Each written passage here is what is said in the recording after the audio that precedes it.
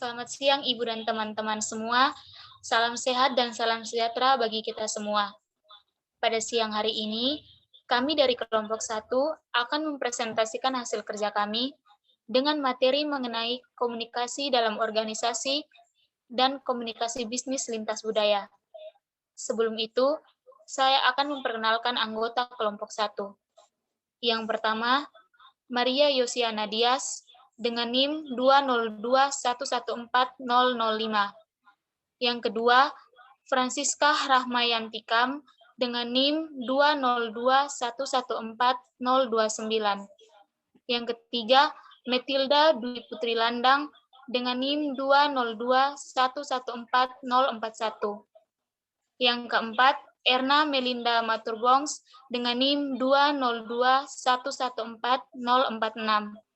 Yang kelima, Gabriela Novembi Kresna dengan NIM 202114056. Dan yang keenam, Gracia Mesia Carvalho dengan NIM 202114078.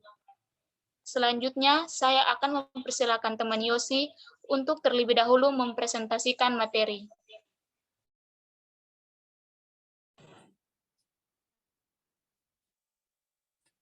Baik, saya akan mempresentasikan materi yaitu komunikasi dalam organisasi. Next. Yang pertama ada hubungan komunikasi. Organisasi adalah sekelompok masyarakat yang saling bekerja sama untuk mencapai tujuan tertentu. Dan komunikasi adalah korelatif yang memungkinkan kelompok masyarakat tersebut secara bersama-sama melakukan fungsinya dengan baik.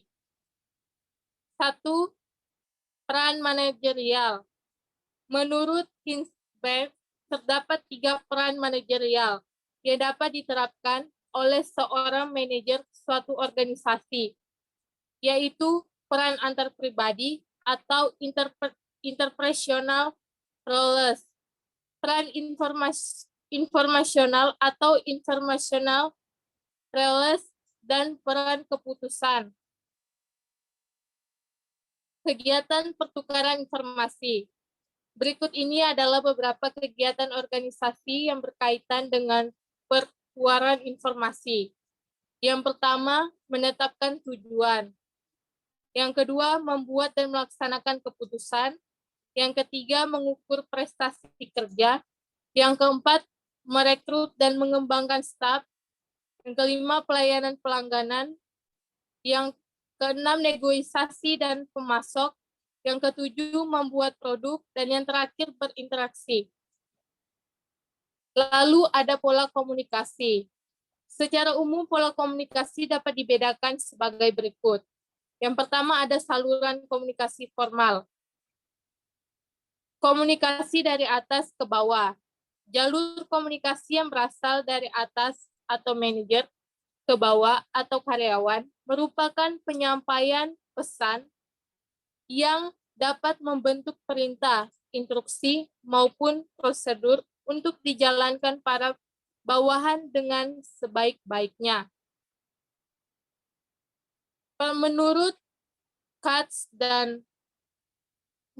Katz dan Kahn, komunikasi ke bawah mempunyai 5 tujuan pokok, yaitu memberikan penyerahan atau instruksi kerja tertentu, memberikan informasi mengapa suatu pekerjaan harus dilakukan, memberikan informasi tentang prosedur dan praktik organisasional, memberikan umpan balik pelaksanaan kerja pada para karyawan, dan menyajikan informasi mengenai aspek ideologi dalam membantu organisasi menanamkan pengertian tentang tujuan yang ingin dicapai. Kemudian B, komunikasi dari bawah ke atas. Komunikasi dari bawah ke atas berarti alur pesan yang disampaikan dari bawah atau karyawan ke atas atau manajer. Kemudian untuk mencapai keberhasilan komunikasi dari bawah ke atas, para manajer percaya penuh kepada para bawahannya.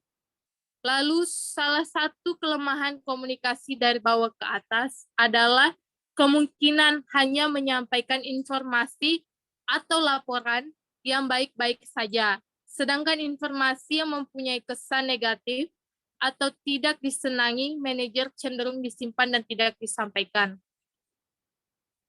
Next.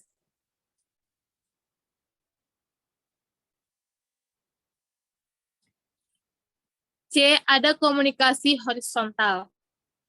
Komunikasi horizontal atau sering disebut dengan istilah komunikasi lateral adalah komunikasi yang di antara bagian-bagian yang memiliki posisi sejajar atau sederajat dalam suatu organisasi. Tujuan komunikasi horizontal antara lain untuk melakukan persuasi, memengaruhi, memberikan informasi kepada bagian atau departemen yang memiliki kedudukan. D. Komunikasi diagonal. Komunikasi diagonal melibatkan komunikasi antara dua tingkat atau level organisasi yang berbeda. Contohnya adalah komunikasi formal antara manajer pemasaran dengan bagian pabrik. Dan yang terakhir ada bentuk komunikasi diagonal memiliki beberapa keuntungan, yaitu 1. Penyebaran informasi bisa menjadi lebih cepat ketimbang untuk komunikasi tradisional.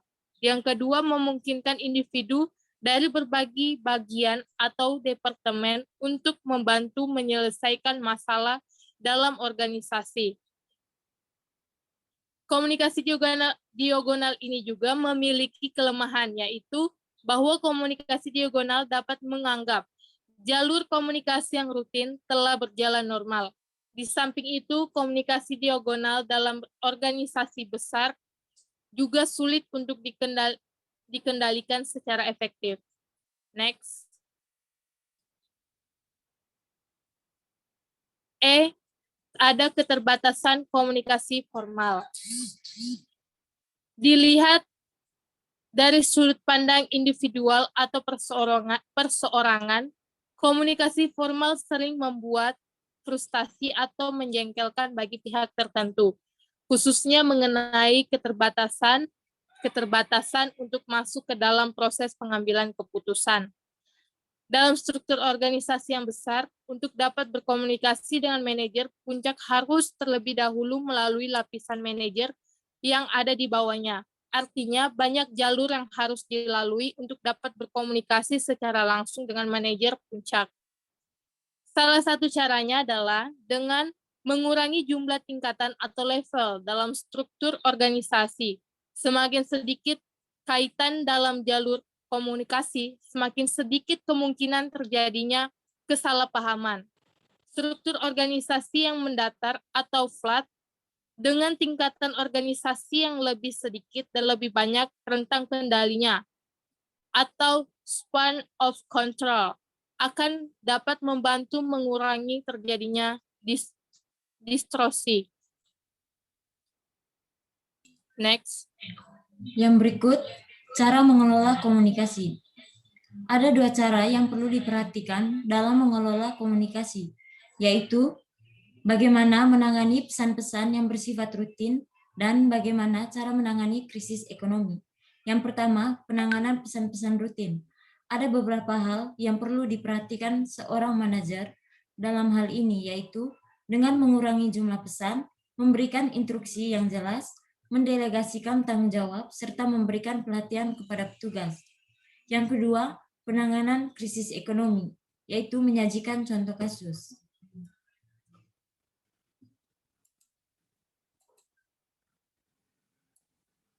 Yang berikut, meningkatkan keterampilan komunikasi.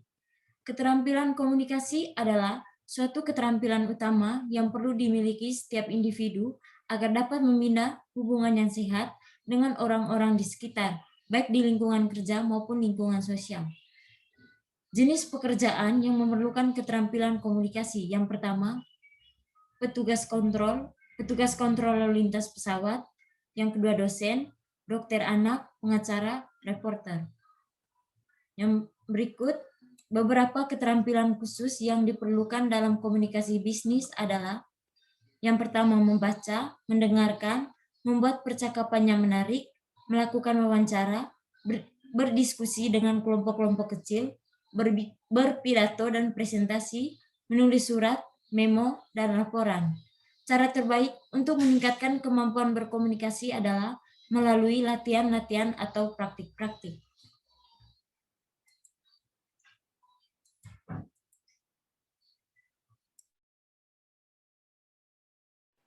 Selanjutnya, komunikasi bisnis lintas budaya.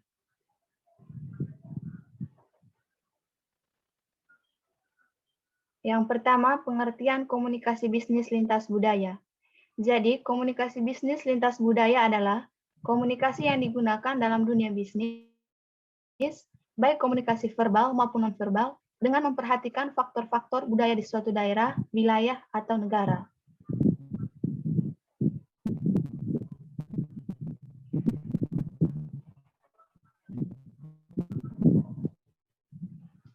Yang kedua, memahami budaya dan perbedaannya. Kelompok itu menerapkan suatu aturan atau perilaku yang sesuai dengan budayanya. Contoh sederhananya, penampilan, cara berpakaian, bertemu, berjalan, dan berbicara di antara kelompok masing-masing. Definisi budaya. 1. Menurut Lehman, Himstreet, dan Beatty, budaya diartikan sebagai sekumpulan pengalaman hidup yang ada dalam masyarakat mereka sendiri. Yang kedua, menurut Hofstede, budaya diartikan sebagai pemrograman koleksi atas pikiran yang membedakan anggota-anggota suatu kategori orang dari kategori lainnya. 3. Menurut Buffy dan Thiel, budaya adalah suatu sistem sharing atau simbol-simbol kepercayaan, sikap, nilai-nilai, harapan, dan norma-norma perilaku. 4. Menurut Murphy dan Hildebrand, budaya diartikan sebagai tipikal karakteristik perilaku dalam suatu kelompok. Yang kelima, menurut Michael, budaya merupakan seperangkat nilai-nilai inti kepercayaan standar, pengetahuan, moral, hukum, dan perilaku yang disampaikan oleh individu-individu masyarakat yang menentukan bagaimana seorang bertindak, berperasaan, dan memandang dirinya serta orang lain. Berdasarkan beberapa pengertian budaya tersebut, ada beberapa hal penting yang perlu diperhatikan, antara lain bahwa budaya mencakup sekumpulan pengalaman hidup, pemrograman kolektif, sistem sharing, dan tipikal karakteristik perilaku setiap individu. Next.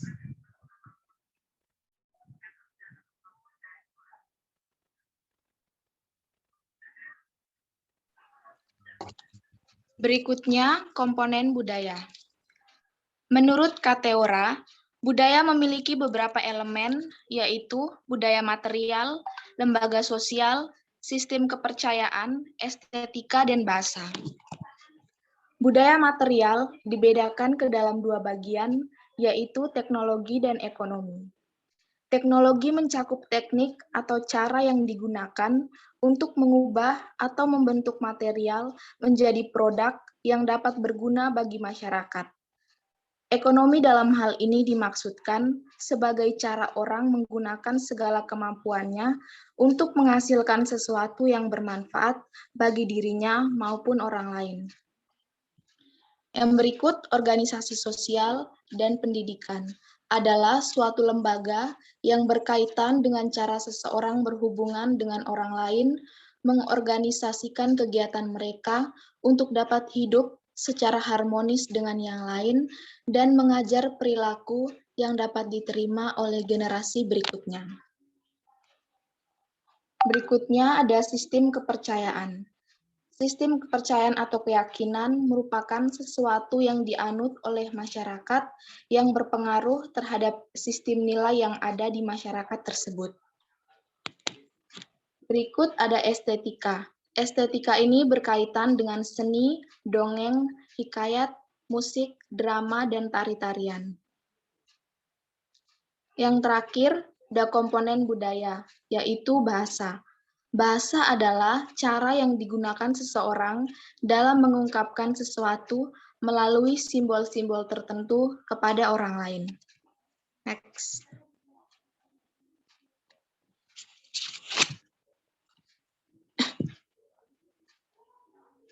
Tingkatan budaya. Budaya memiliki 3 tingkatan, yaitu yang pertama formal. Budaya pada tingkatan formal merupakan sebuah tradisi atau kebiasaan yang dilakukan oleh suatu masyarakat secara turun-temurun dari satu generasi ke generasi berikutnya. Hal ini bersifat formal atau resmi. Yang kedua, informal.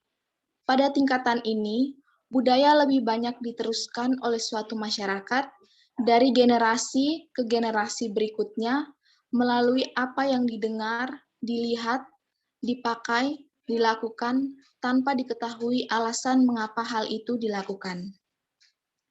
Yang ketiga, teknis.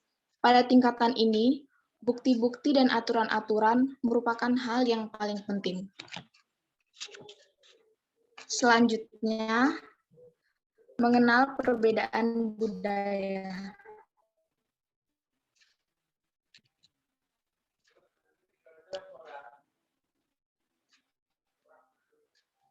Perbedaan budaya dapat dilihat dari nilai sosial, dan sikap terhadap waktu, penggunaan ruang atau jarak, konteks budaya, bahasa tubuh, hukum, perilaku etis, dan perbedaan budaya perusahaan.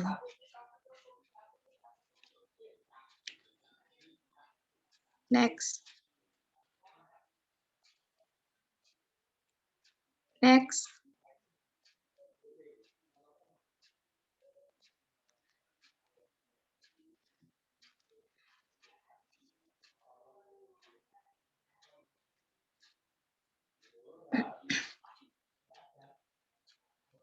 Selanjutnya teman Erna yang melanjutkan.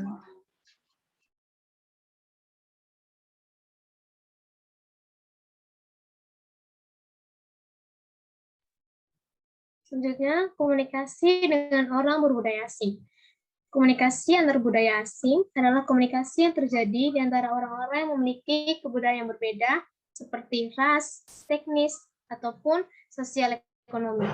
Belajar tentang budaya. Berikut ini adalah contoh komunikasi lintas budaya ketika melakukan perjalanan ke suatu negara. Yang pertama, di Spanyol. Orang berjabat tangan paling lama antara 5 sampai dengan 7 ayunan. Melepaskan jabatan dengan segera dapat diartikan sebagai suatu bentuk penolakan. Di Perancis, seorang berjabat tangan dengan cukup dengan hanya sekali ayunan atau gerakan. Yang kedua, jangan memberikan hadiah minuman-minuman beralkohol di negara-negara Arab. Yang ketiga, di Pakistan atau negara-negara yang berpenduduk mayoritas Muslim, jangan heran kalau di tengah-tengah suatu pertemuan bisnis, mereka meminta izin keluar untuk menunaikan ibadah sholat. Karena setiap Muslim wajib sholat 5 kali sehari. Yang keempat, Anda dianggap penghina tuan rumah jika Anda menolak tawaran makanan, minuman, atau setiap bentuk kebaikan di negara-negara Arab. Namun, Anda juga jangan cepat-cepat menerima segala sesuatu tawaran tersebut. Kalau mau menolak suatu tawaran, tolaklah dengan cara-cara sopan. Yang kelima, tekankan usia perusahaan Anda ketika berhubungan bisnis dengan perusahaan di Jerman, Belanda, dan Swiss. Mengembangkan keterampilan komunikasi lintas budaya. Mempelajari keterampilan komunikasi lintas budaya pada umumnya akan membantu seseorang beradaptasi dalam setiap budaya, khususnya jika seseorang berhubungan dengan orang lain yang memiliki budaya berbeda.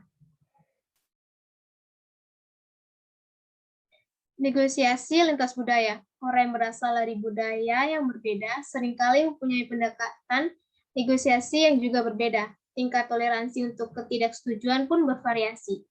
Berikut ada beberapa petunjuk atau tips yang diperlukan seseorang ketika berhubungan dengan orang lain yang memiliki kebudayaan yang berbeda. Di sini ada 8, saya akan membacakan 4 saja.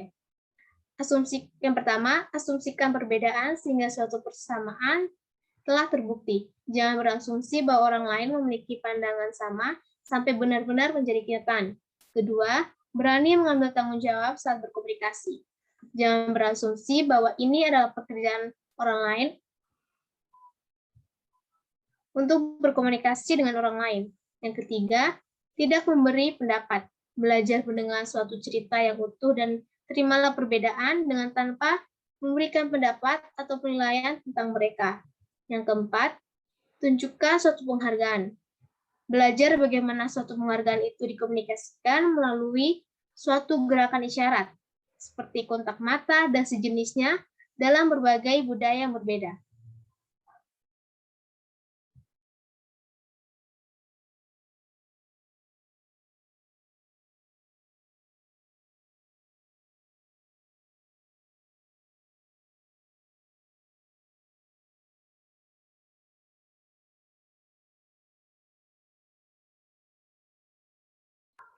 Selanjutnya, pentingnya komunikasi bisnis lintas budaya.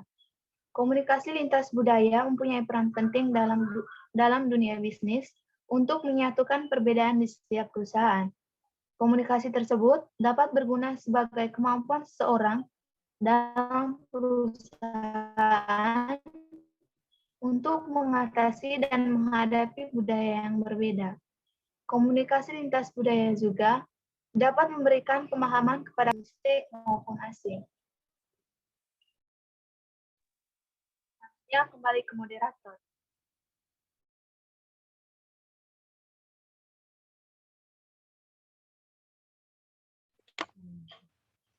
Baik, terima kasih untuk teman-teman yang telah mempresentasikan materi. Demikian hasil presentasi dari kelompok 1. Mohon maaf bila ada kesalahan kata. Selamat siang dan terima kasih.